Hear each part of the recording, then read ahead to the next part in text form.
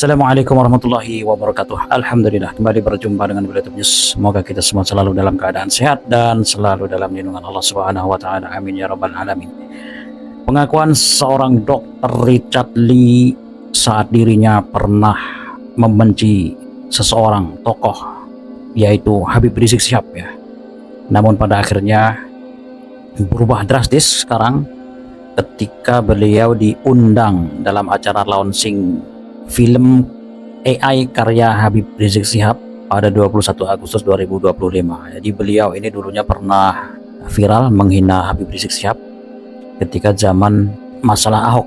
Kita ketahui bersama ya, setelah memeluk agama Islam barulah beliau mengerti keadaan yang sebenarnya. Momen pertemuan Dr. Richard Lee dengan Habib Rizik Syihab dibagikan langsung melalui akun Instagram pribadinya, di mana Dr. Richard Lee diundang untuk nonton film bersama karya terbaru Habib Rizik Syihab.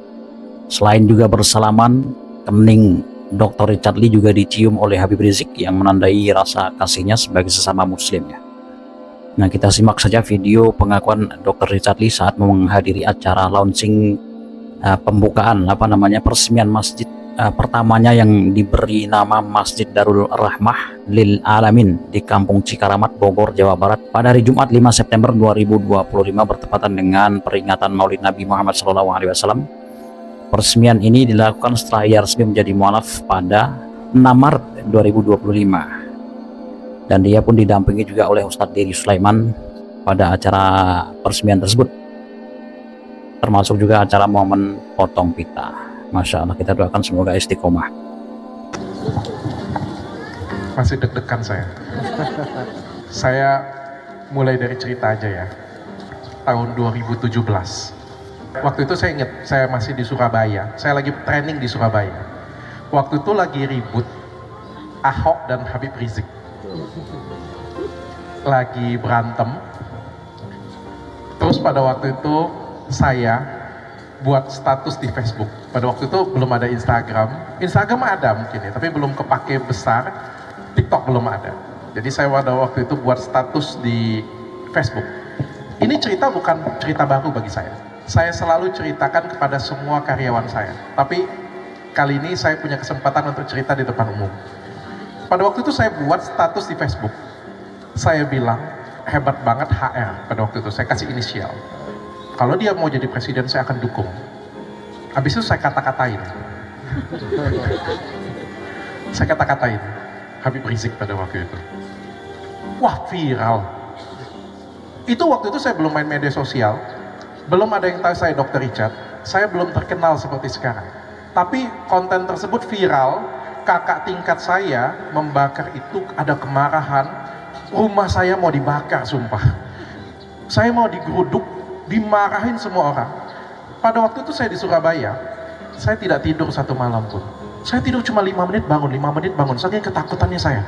Deg-degan sekali. Itu waktu itu lagi belajar, lagi sekolah, triple EM. Tapi nggak konsentrasi saya belajar. Saya benar-benar nggak konsentrasi belajar, karena ketakutan sekali. Semua orang di Palembang cariin saya. Pada waktu FPI datang ke klinik saya, bawa obor, mau tutup klinik saya.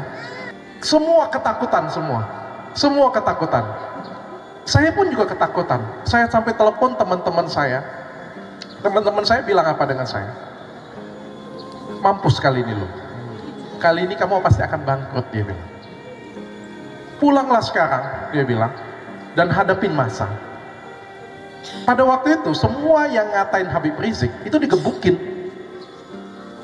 Bukan cuma saya, tapi semua yang ada di Indonesia yang ngatain Habib Rizik itu diambil, digebukin semuanya, dipersekusi pada waktu itu. Saking ada kemarahan umat pada waktu itu. Saya beruntung saya ada di Surabaya pada waktu itu, bukan ada di Palembang.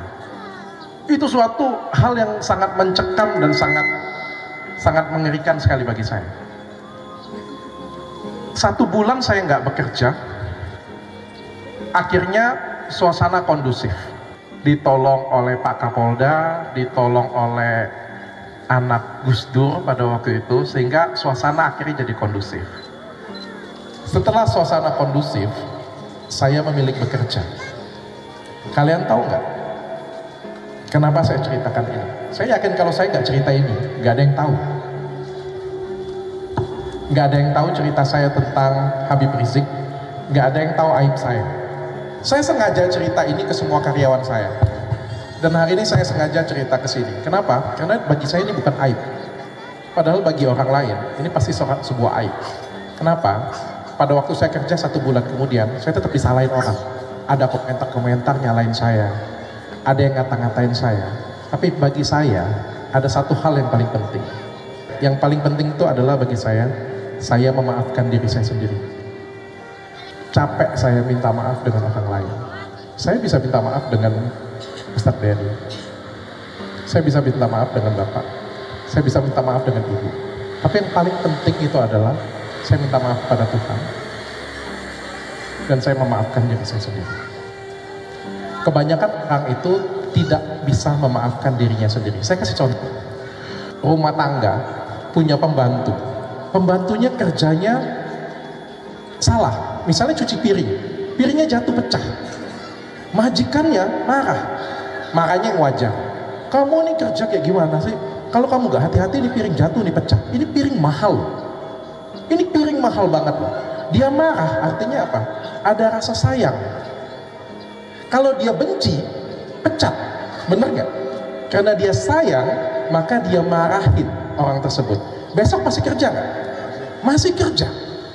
Kita anggap dia gak dipotong gaji, gak diapa-apain ya. Tapi ada rasa sayang, maka dimarahin. Besok pembantu sakit hati.